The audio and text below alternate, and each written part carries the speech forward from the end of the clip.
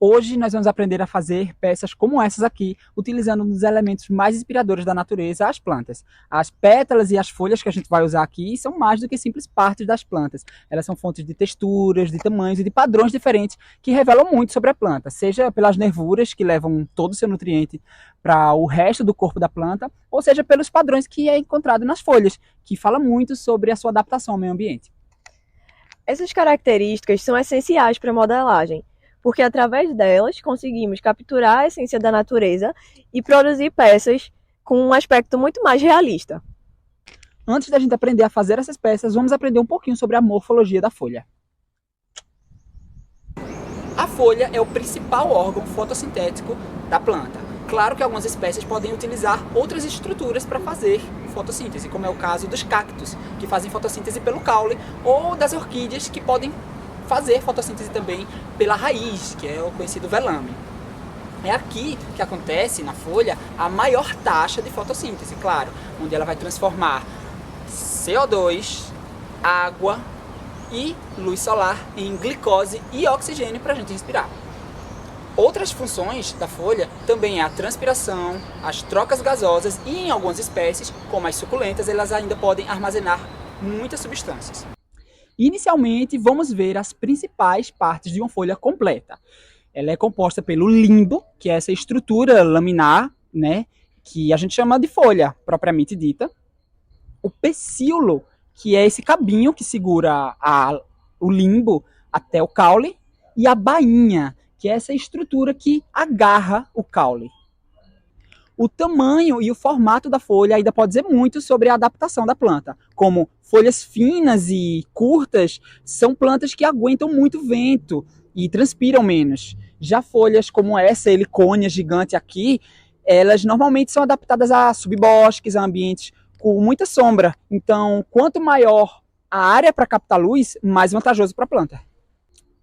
As folhas ainda podem se modificar em espinhos, pois é, espinhos são folhas modificadas. Com isso, elas transpiram muito menos e, de quebra, acabam garantindo proteção contra herbívoros que jamais chegariam perto dessa planta.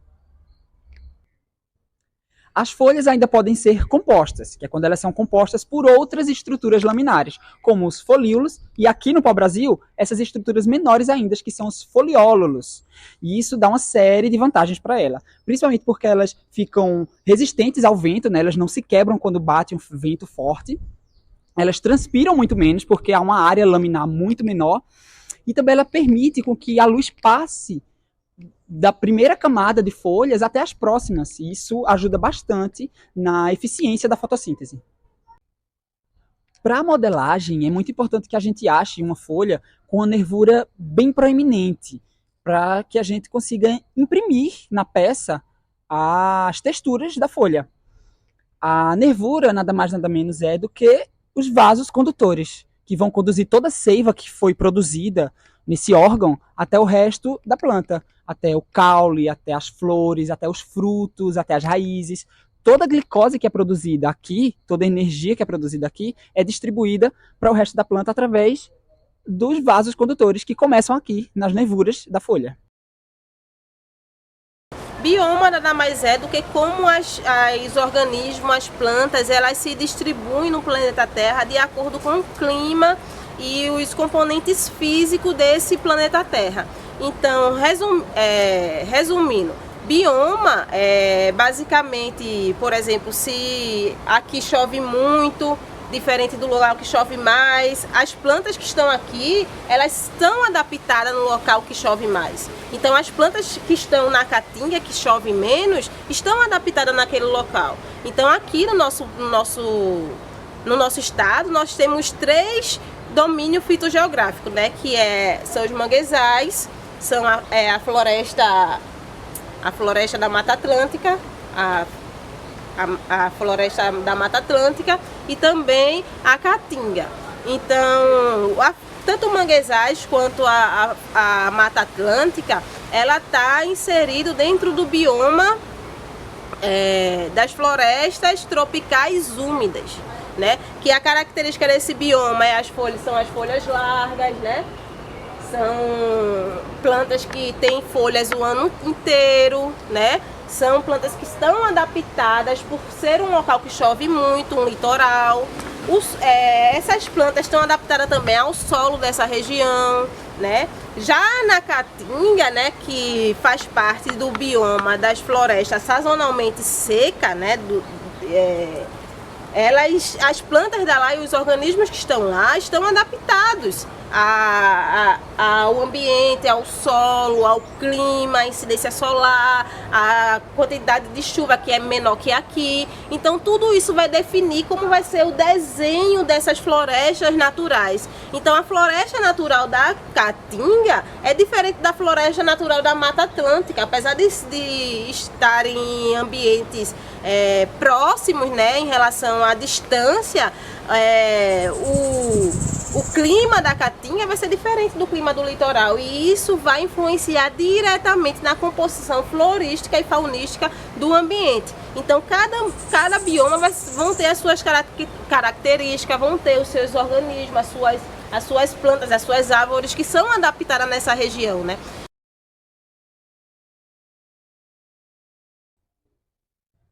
Apesar de vivermos na Mata Atlântica, é muito comum encontrarmos espécies de outros biomas aqui. Como exemplo, podemos citar o cajá, que é uma espécie nativa do Cerrado e da Floresta Amazônica. Também podemos citar o umbu e o cajueiro, que são espécies nativas da Caatinga, e a macaíba, que é uma espécie nativa tanto da Caatinga quanto do Cerrado. Essas espécies foram introduzidas aqui na Mata Atlântica pelas ações humanas, talvez pelo seu valor comercial. Inclusive, a Mata Atlântica é o bioma mais afetado pelas ações humanas, restando apenas 12% de sua floresta primária, ou seja, a cobertura original da floresta.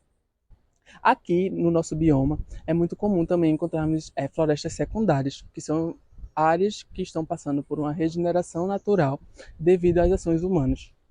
Inclusive, a Mata Atlântica é o bioma mais afetado pelas ações humanas, restando apenas 12% de sua floresta primária, ou seja, sua cobertura original. Aqui é muito comum encontrarmos florestas secundárias, que são áreas florestais que estão passando por uma regeneração natural, que apesar de também poder ser por causas naturais, muitas vezes são pelas ações antrópicas.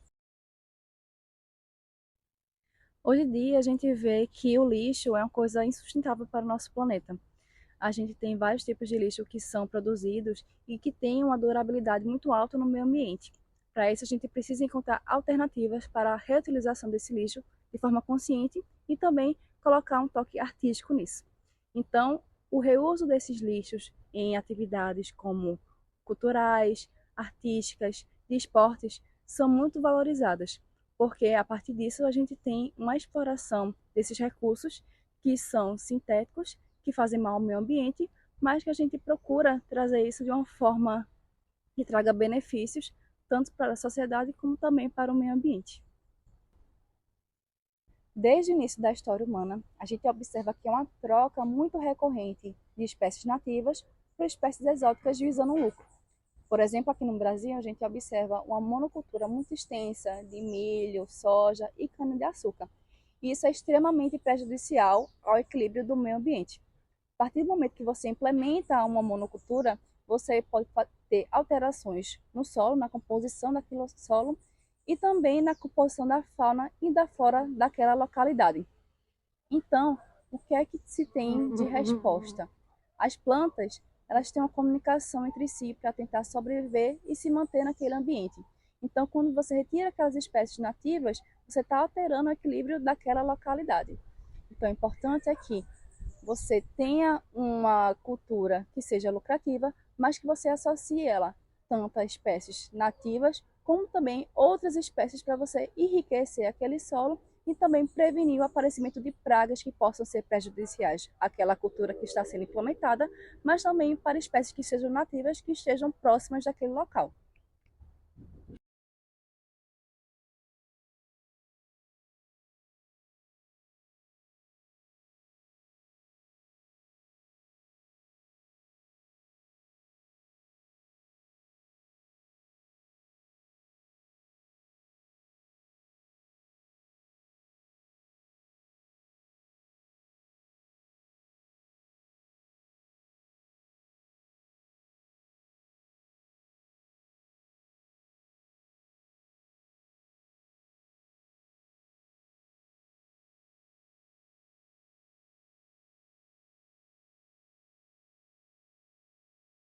Eu vou fazer agora a modelagem de uma peça maior e uma menor. A maior vai ser um porta-incenso e a menor vai ser um pingente. E aí, antes de começar, eu queria mostrar para vocês a importância da escolha das folhas, né? Além do formato das folhas que a gente vai escolher e do tamanho que precisa ser adequado com a peça, a gente também precisa ficar bem atento com relação à distribuição das nervuras. Quanto mais profunda for as nervuras, mais marcada a nossa peça vai ficar. E aí vai ter mais detalhes. E aí a distribuição das nervuras é que vai dizer, né, como é que vai ser esse desenho na nossa peça. Então, essas duas aqui são bem adequadas para o que a gente vai fazer. Elas têm bastante nervura, tá vendo? Tem uns desenhos bem bonitos de nervura e tem umas nervuras grandes. Elas também são folhas bem resistentes. Eu coloquei na água porque faz um tempinho que eu colhi já. E aí, para não murchar, eu colhi esse pedaço e botei na água o caule. E essa daqui também eu coloquei essa pontinha na água. E aí eu recomendo que sempre se faça isso, né, por garantia. Mas elas não murcham rápido, não. E aí é importante tomar cuidado com relação a isso também. Uma coisa interessante é para a gente não se iludir com relação às cores, porque as cores não vão passar para a peça. Então a gente pode se inspirar olhando as cores das folhas, para quando a gente for pintar, a gente pintar de forma parecida. Mas a cor da folha não vai passar para a peça. Então não adianta, por exemplo, eu vi uma folha linda, roxa com verde misturado e tal. Porque na hora que eu fizer a peça, não é essa cor que ela vai ter, né? A peça vai ficar branca e depois que a gente vai ter que pintar. Então vou começar. Vou pegar aqui um pedaço da massa.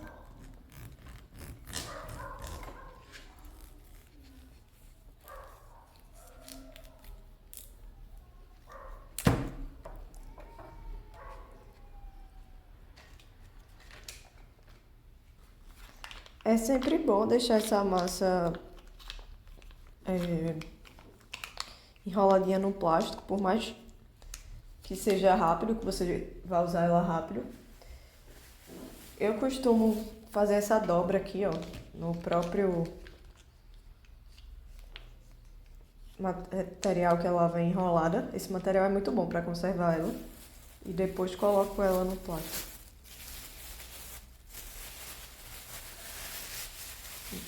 Bem enroladinha também, já eu pego de novo.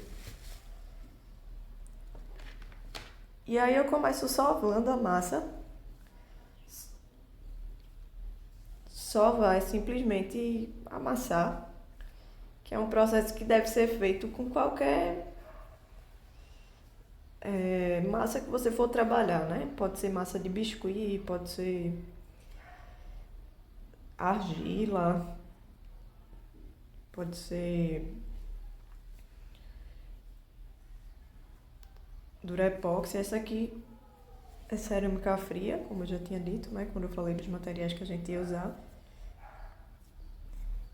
E aí ela já vem muito bem misturada, mas é bom dar uma sovada para deixar ela bem homogênea.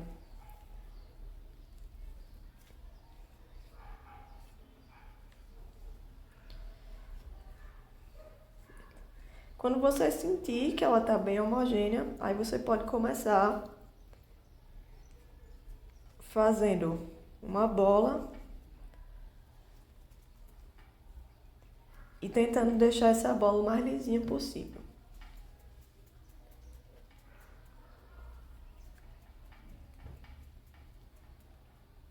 Quando eu consigo uma bola bem lisinha, eu ainda dou uma olhada nela, vejo qual é a parte que mais está sem marca.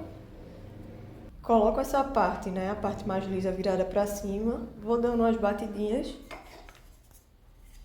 Pego o rolo, que nesse caso aqui é um tubo de desodorante.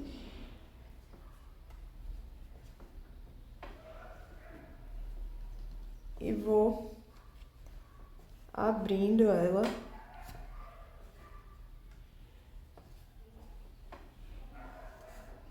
Até uma espessura que fica legal.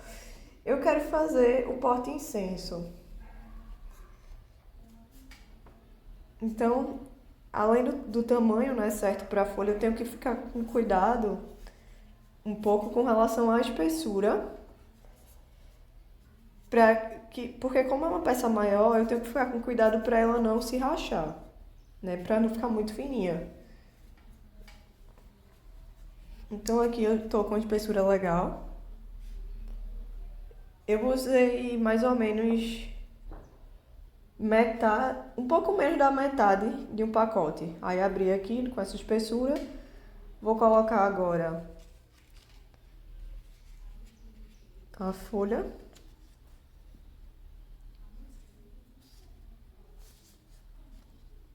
Dou uma apertadinha só pra fixar ela, pra ela não ficar andando.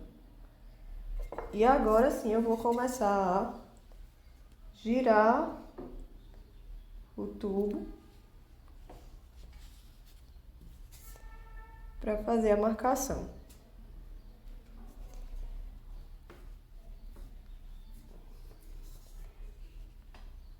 É interessante tomar cuidado para que todos os lados tenham mais ou menos a mesma espessura, para que não fique uma parte com massa mais grossa do que outra. E aí, se a gente começa sempre do meio para as bordas, a gente consegue isso com mais facilidade.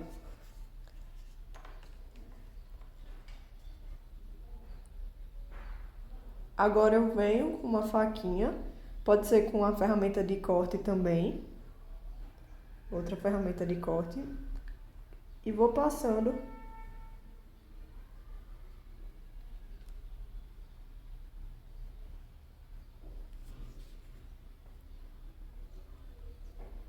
ao redor da folha, fazendo esse formato. É interessante sempre deixar a ferramenta de corte formando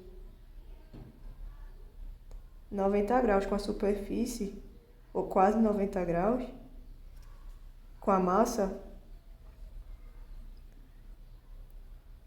porque isso minimiza os erros de corte aqui.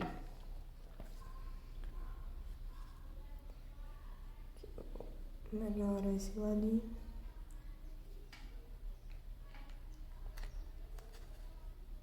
Pronto, agora eu posso tirar a folha.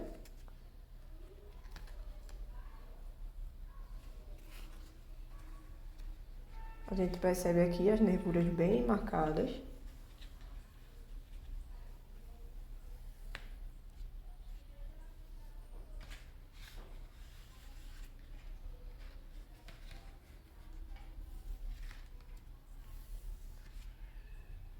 Ó, ela ficou bem grossinha, tá vendo? Podia até ser um pouco mais fino do que isso. Essa aqui realmente ficou bem grossinha.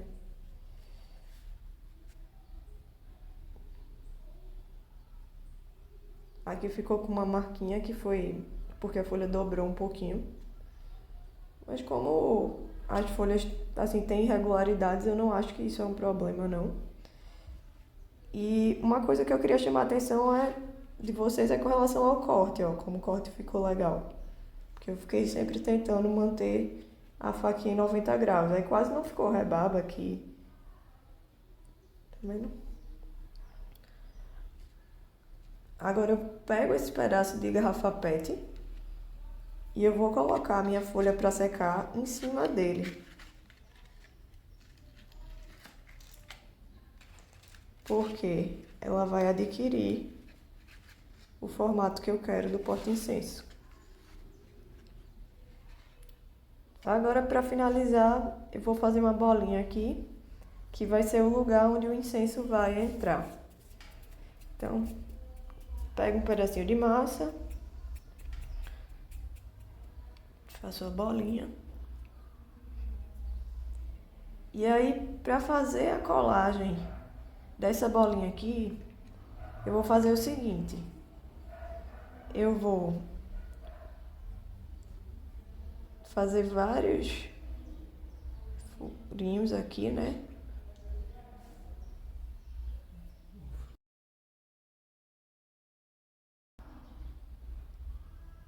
Vou desgastar aqui em cima. Vou desgastar aqui o lugar onde a bolinha vai entrar.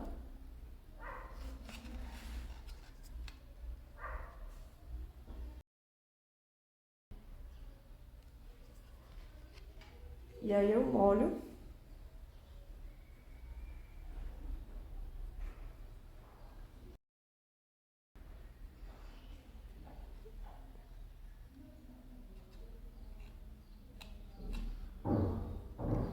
Posso colocar aqui a bolinha. Depois eu venho com essa ferramenta de furo, que é um tubinho de caneta. E furo aqui a entrada do incenso até o final. Eita. Ficou curtinha a minha ferramenta, quase entra toda.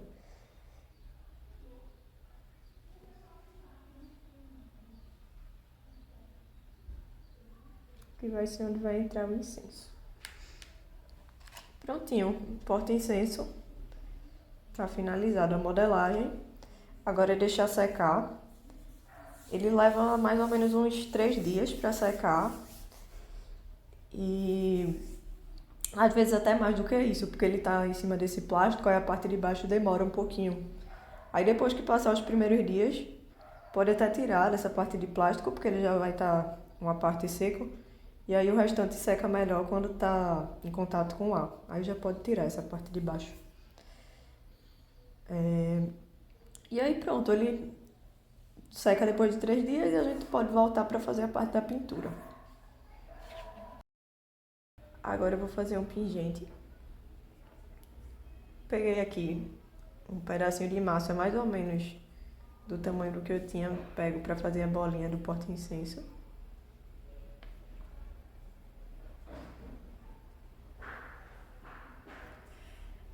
Soco, faço uma bolinha.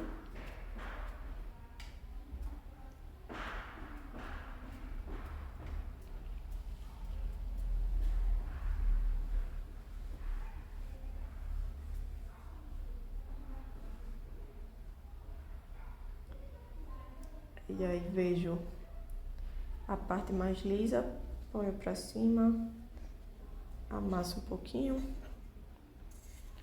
Venho com a lata de desodorante.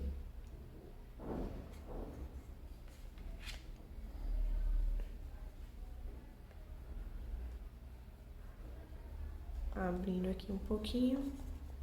Ó, já posso deixar bem mais fino, né, do que o porta-incenso. Mas eu vou deixar para afinar mais quando a folha já estiver em cima. Porque aí a folha vai entrar bem na massa e vai ficar bem marcada.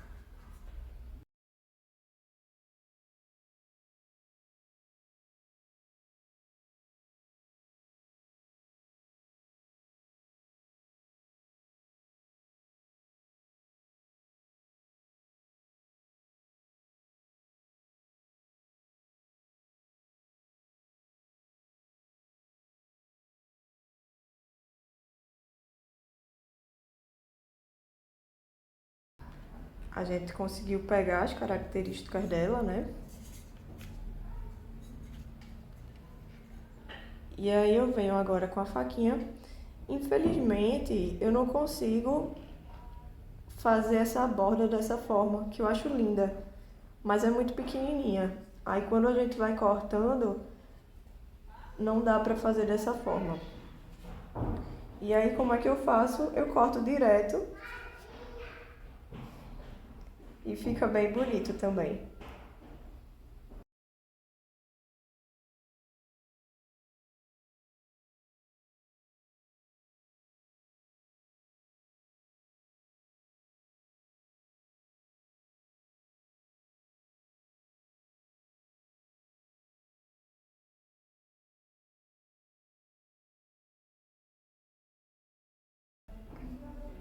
Aí eu tiro a folha com cuidado.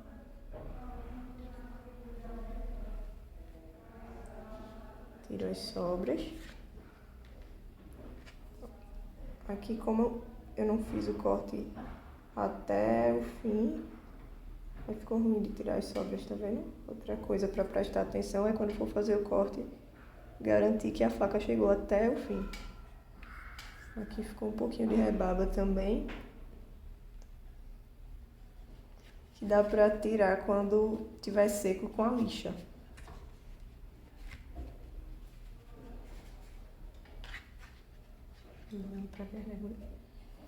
Pronto, aí aqui a gente já consegue observar, né, as nervuras bem marcadas.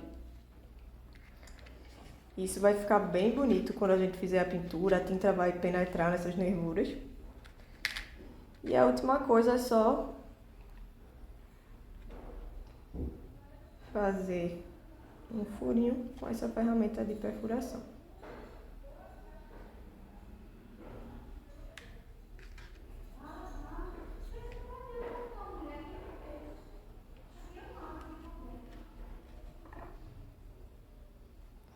Aí agora a gente pode colocar para secar.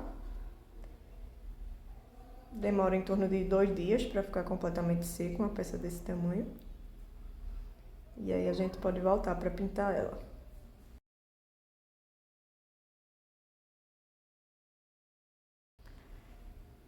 Eu vou fazer agora um outro pingente usando folha de artemisia, que é uma das minhas plantas preferidas. Acho a folha muito bonita.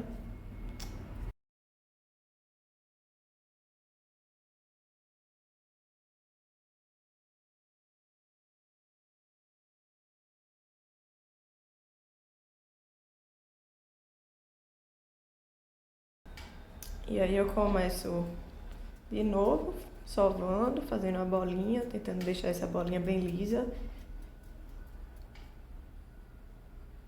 Virando a parte mais lisa para cima.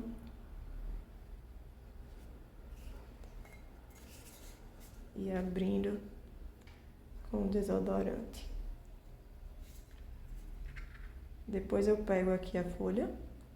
A artemisia seca super rápido, então essa daqui eu realmente tinha colhido há um tempo e deixado na água.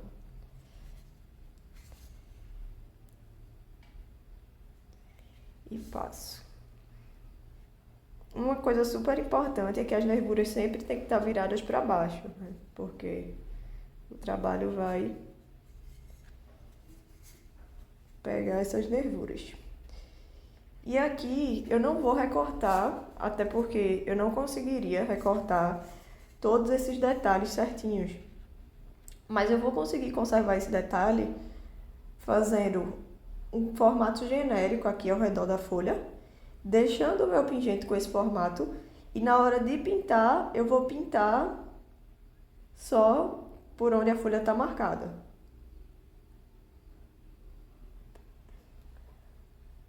Como a folha é muito fininha, fica um pouco difícil de ver as marcações, mas eu consigo ver. Principalmente se for de dia, eu recomendo que vocês façam esse trabalho de dia, num lugar bem iluminado. E aí eu vou fazer aqui um corte à mão livre. Se vocês não quiserem fazer esse corte à mão livre, não se achar seguro, vocês podem usar aquelas tampinhas que a gente separou para usar como cortador. Ou ainda deixar mesmo a borda assim. Eu fiz algumas peças onde eu deixei a borda assim, sem acabamento, sabe? E eu achei legal.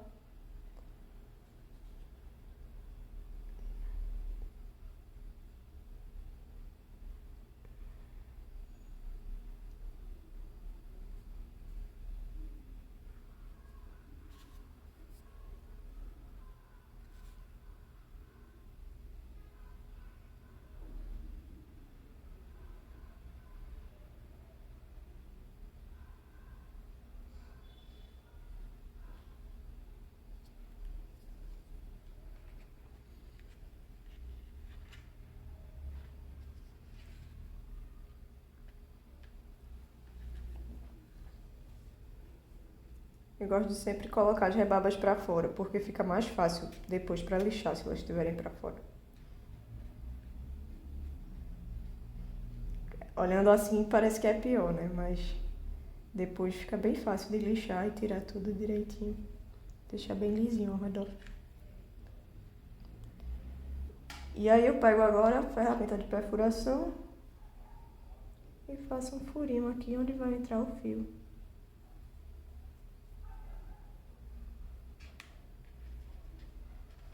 Prontinho. Tá finalizada a peça. Quer dizer, só a modelagem, né?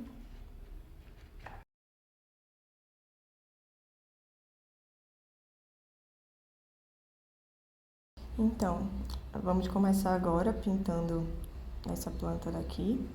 É uma pecinha de parede, tem aqui os 2 furinhos que a gente depois vai botar as fitas. E aí eu vou começar pelo caule. Eu fiz 3 tons de marrom para pintar o caule. Usando marrom, amarelo e branco, eu fui misturando para chegar nesses 3 tons. Mas aí, se você não quiser fazer algo tão complexo, se você achar muito complexo usar 3 tons, você pode usar só um tom, não tem problema nenhum.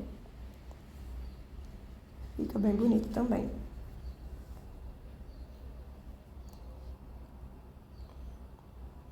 Eu começo com o mais claro, para depois ir fazendo os detalhes mais escuros.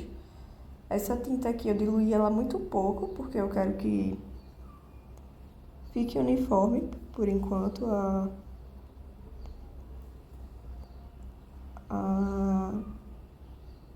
a cor. E eu não quero que ela escorra muito para dentro dos lugares que estão as folhas, né? Na verdade, isso tudo é uma flor de uma planta que eu peguei. Mas aí eu achei essa flor parecida com uma arvorezinha e eu vou pintar ela como se fosse uma arvorezinha.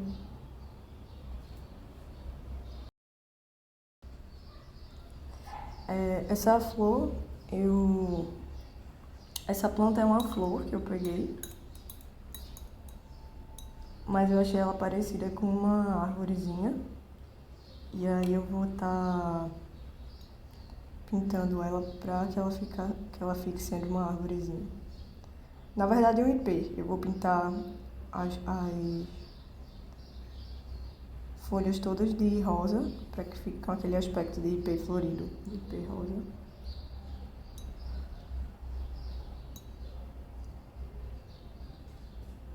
Eu tô dando uma diluída a mais na tinta, porque eu achei que ela ficou muito grossa. Mesmo para o que eu queria, que já era uma tinta mais grossa, não tá muito legal não.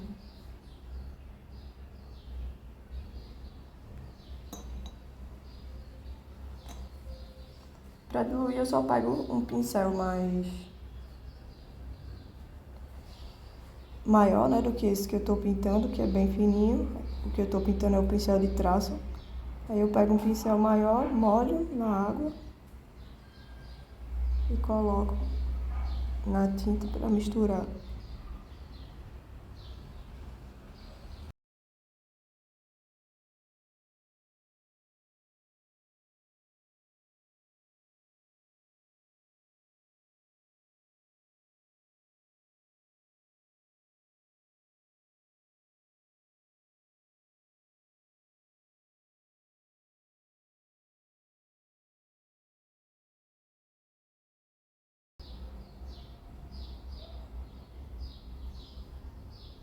Até na parte que tem as folhas eu posso fazer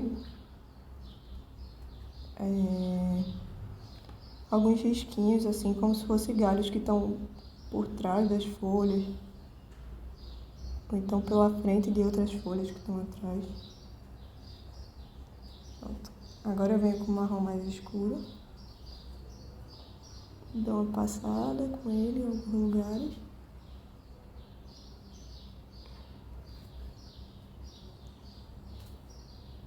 Aqui borrou um pouquinho, mas dá pra ajeitar.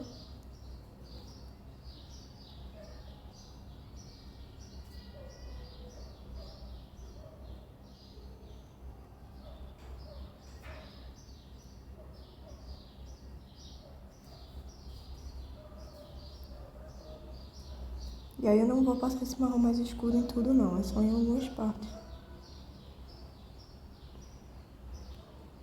Pra para dar essa diferença de tom.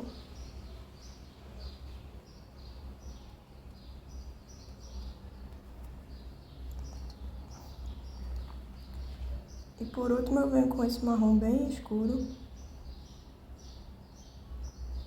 que é basicamente um marrom puro, sem misturar com nada. E vou também fazendo aqui uns traços. Ele acabou, como estava puro, ficando muito espesso. Eu vou ter que dar uma diluída.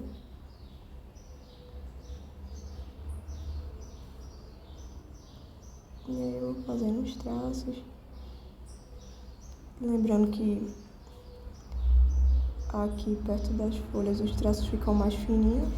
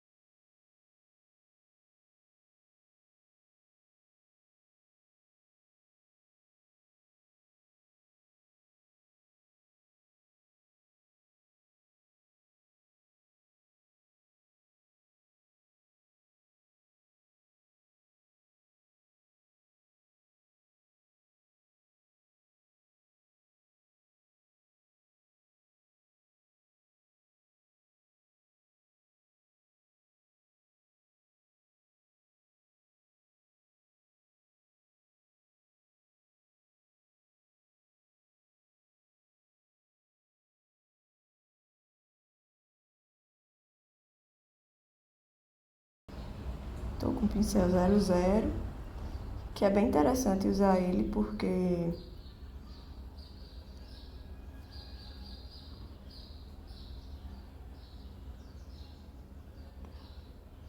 usando ele a gente tem menos risco de errar, de pintar uma parte que não queria.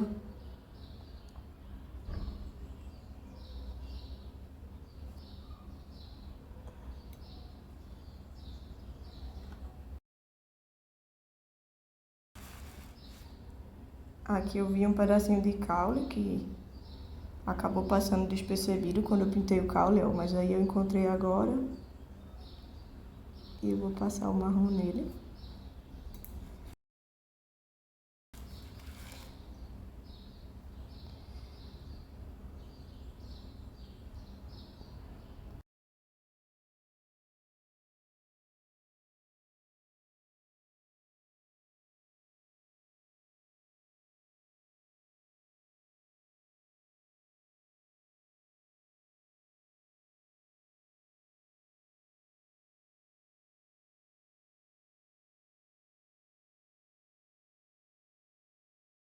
No início eu disse que eu peguei uma folha, ou desculpa, uma flor de uma planta rasteira e usei para fazer essa peça e que depois eu achei que ela ficou com cara de árvore e aí eu ia fazer a pintura para que ficasse também com cara de árvore.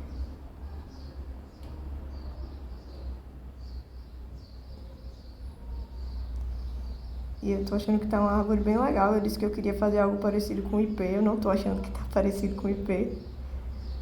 Mas eu tô achando que tá ficando uma árvore florida bem bonita. Ó, essa parte, como a marcação não tava muito boa, aí a pintura ficou um pouquinho mais difícil, tá vendo? Aí eu tenho que ir realmente com o pincel, fazendo os pontinhos. Porque a marcação não se encarrega colocar a tinta para o lugar que ela deve ir. Mas foi um pedacinho pequeno, então não vai dificultar em grandes coisas não. Se for em um pedaço maior também, a gente pode pintar, mas como a ideia desse trabalho é ser um trabalho bem simples, que qualquer pessoa assim que nunca tenha pintado na vida consiga fazer,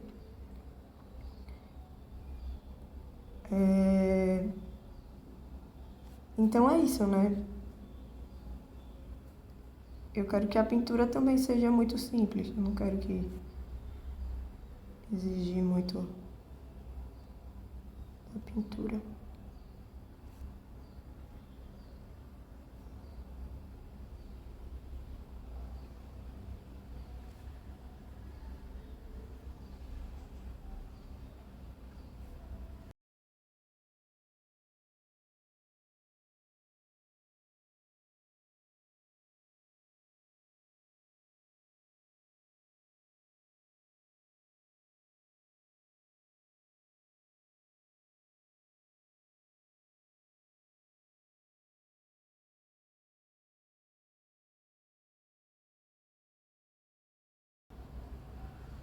Essa tinta seca super rápido, então a gente precisa fazer o trabalho rapidinho, senão acaba perdendo a tinta e aí depois para achar a mesma tonalidade, diluir a mesma quantidade, pode ser um pouco difícil.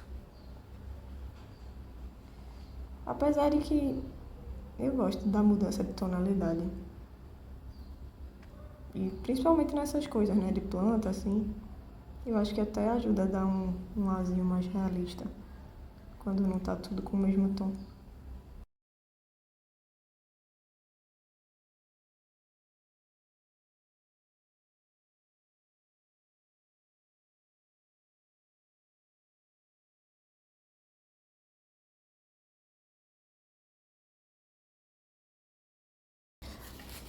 Pronto, aqui eu finalizei, né, a pintura da arvorezinha, da parte que estava com a marcação.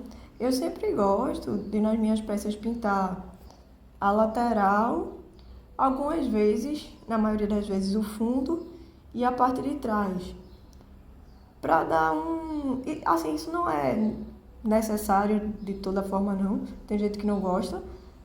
Mas para dar até um melhor acabamento, uma melhor durabilidade à peça, porque dá uma impermeabilizada, querendo ou não, na massa, né, quando a gente faz isso. Aí eu vou deixar aqui para secar e depois eu mostro, não sei se nessa peça ou em outra, mas eu mostro como é que faz a pintura da lateral e do fundo. No geral também é um trabalho simples. Você pode fazer ou com a tinta bem diluída ou com a tinta bem concentrada, ou com a tinta mais... Eu gosto de fazer com a tinta mais concentrada, porque eu gosto de um aspecto mais uniforme, eu não gosto de muita variação tonal nessas partes, e também porque, como são partezinhas que podem borrar com mais facilidade, e aí, sabe, eu não acho interessante esses borrados na borda e na parte de trás, eu acho mais interessante na parte da planta mesmo.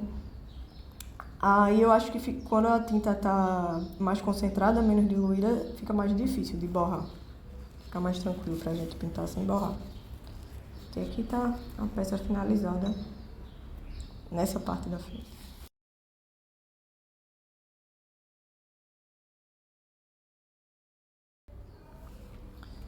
Então, eu vou pintar agora esse porta-incenso.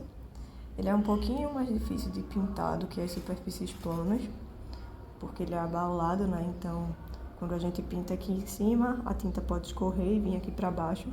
E é por isso que eu gosto de pintar ele com um pincel bem seco. Esse pincel aqui que eu tô usando é um pincel que ele suga bastante líquido, né? Suga bastante tinta, bastante água, se a tinta estiver diluída. E aí, eu gosto de usar ele, mas aí eu tomo cuidado para ele não estar encharcado demais e acabar tendo algum problema de escorrer muita tinta aqui para baixo. Eu vou usar duas cores, o verde e o amarelo, todos dois bem diluídos. E eu fiz uma mistura dessas duas cores para colocar entre as duas cores para fazer meio que um degradê. Então eu começo aqui com esse verde.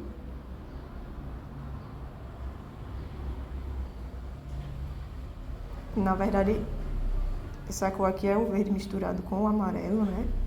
Pode ver que ele tá bem diluído, dá pra só melando o pincel uma vez, pintar bastante coisa.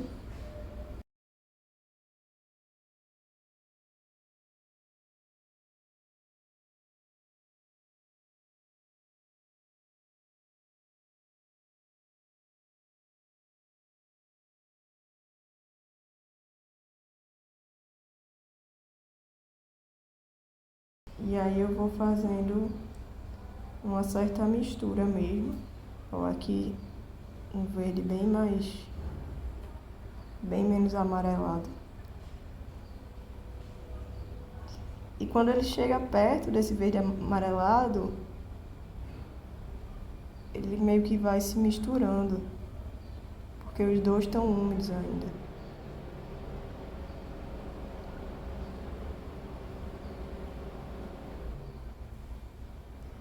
Por isso que é importante ter um pouco de agilidade nessa pintura para que as tintas não sequem.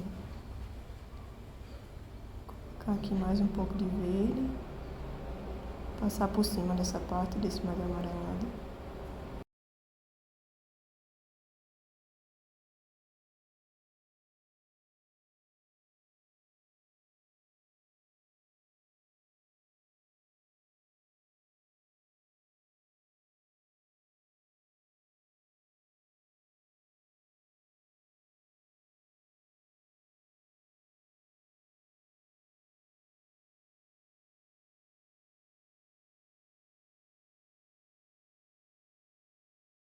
E agora eu venho aqui com o amarelo, vou dar só uma puxadinha aqui no verde pra também não ficar muito destoante. E aí eu venho colocando o amarelo.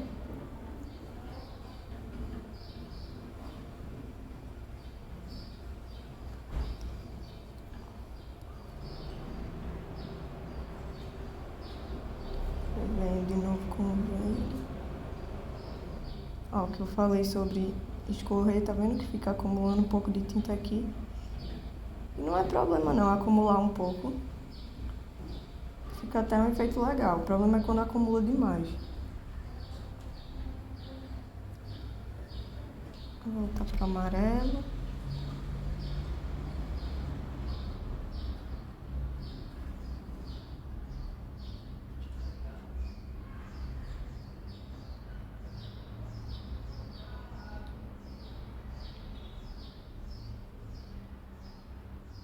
Aqui o verde já estava um pouco seco, eu estou puxando ele para ele se misturar.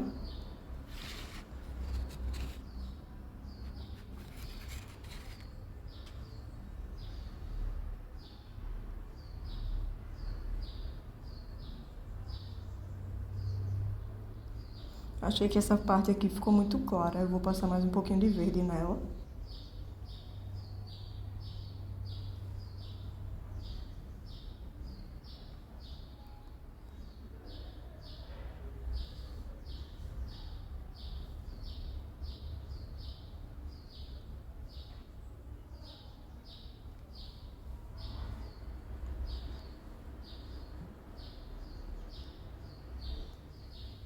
É melhor fazer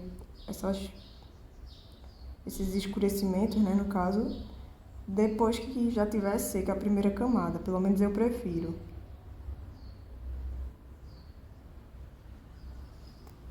Porque eu acho que eu tenho mais segurança de que vai borrar menos.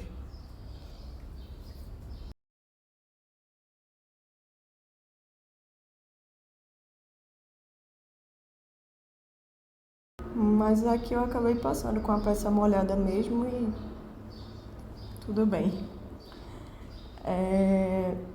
Agora eu vou pintar aqui as laterais, aí eu olho mais ou menos até onde foi o verde e vou passando.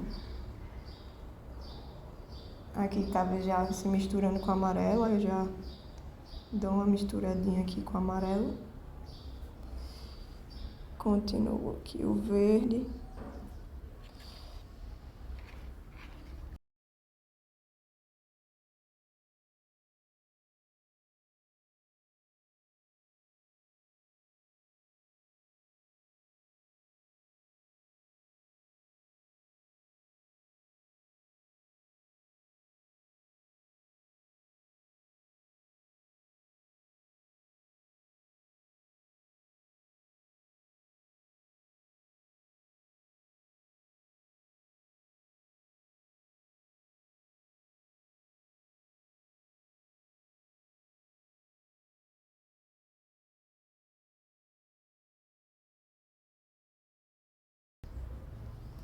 Essa parte aqui que ficou bem mais amarelada, eu vou passando o amarelo na borda. Eu não tô lavando o pincel porque a gente tá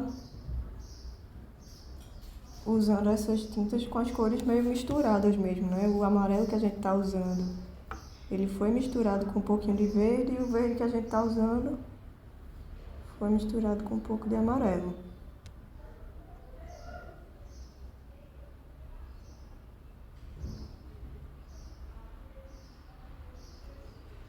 Então, não tem muito problema em pegar com o pincel melado dessa outra cor.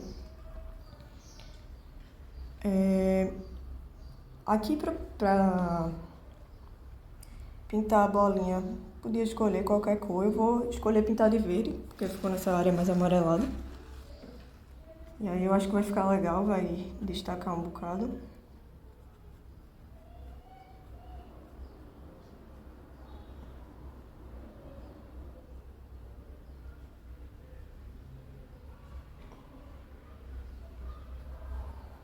Eu acho que ficaria bonito também se pintasse de marrom.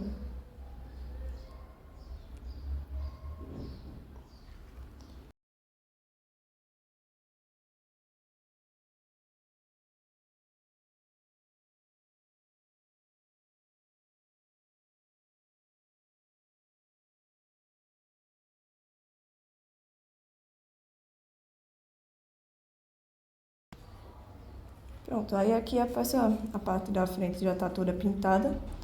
Agora é esperar secar e fazer exatamente o mesmo procedimento na parte de trás.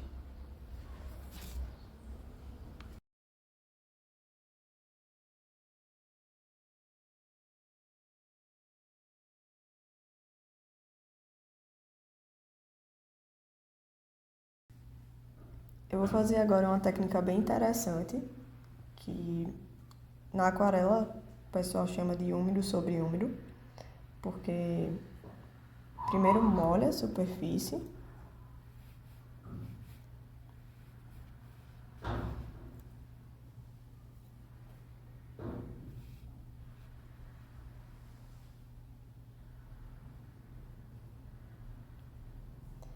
e aí quando ela estiver toda molhada, pega um pouco de tinta, essa tinta é bem diluída, e vai dando umas batidinhas.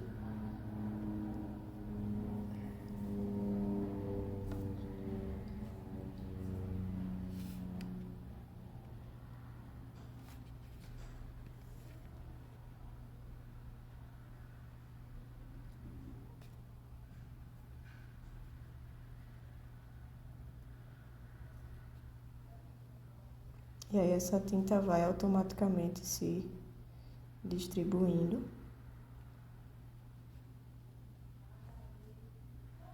Aqui eu vou querer um degradê do verde pro amarelo. E aí fiz essa parte verde.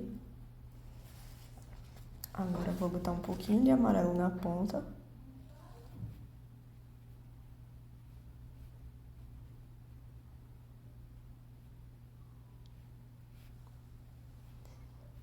E aí, como a tinta tá bem diluída e a superfície tá aquosa também, ela fica com a cor bem suave. Se a gente quiser que a cor fique mais escura, a gente pode ir fazendo esse processo várias vezes, fazendo várias camadas, né? Espera secar, aí umedece novamente e aí vai colocando mais tinta até conseguir a cor que a gente quer. Eu vou querer uma cor mais suave mesmo, talvez eu coloque só mais uma camada aqui. Mas eu acho legal essas cores mais claras. E eu gosto muito dessa técnica para folha porque as nervuras já vão carregando, né, a tinta.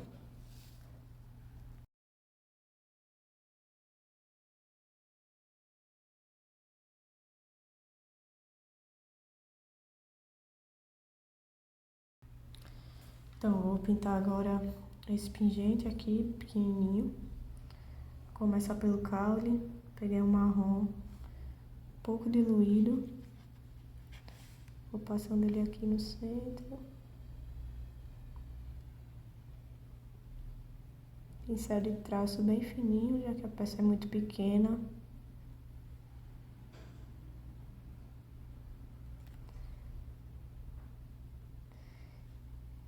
Ele já vai meio tomando forma, né? Tem que ter até cuidado, porque se tiver muito diluído nesse caso, o caule pode se espalhar demais. Principalmente essas partezinhas que ficam no meio das folhas. E das flores, né? Depende de como você vê essa árvorezinha. Eu tô vendo ela como sendo uma árvore toda florida.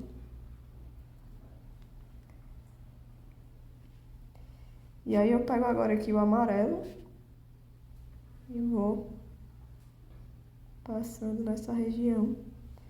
O amarelo bem diluído. Ó, ele vai quase que tomando forma. Essas técnicas que eu tô usando, elas usam muito pouca tinta. Porque como a tinta tá muito diluída aqui, realmente usa bem pouquinho.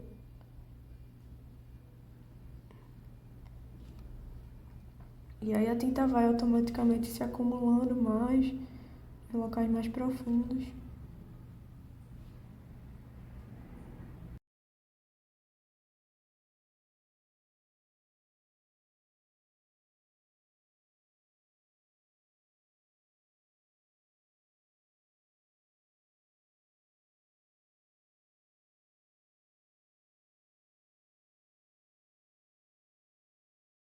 Faltou aqui um pedacinho do caule que eu só vi agora. Eu vou dar uma puxadinha aqui. E aqui pra baixo.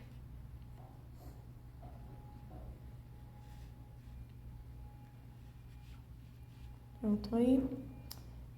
Depois, se eu quiser, eu posso pintar ao redor, né? Tanto a frente, quanto a lateral, quanto a parte de baixo. Mas essa parte aqui é que eu queria mostrar pra vocês.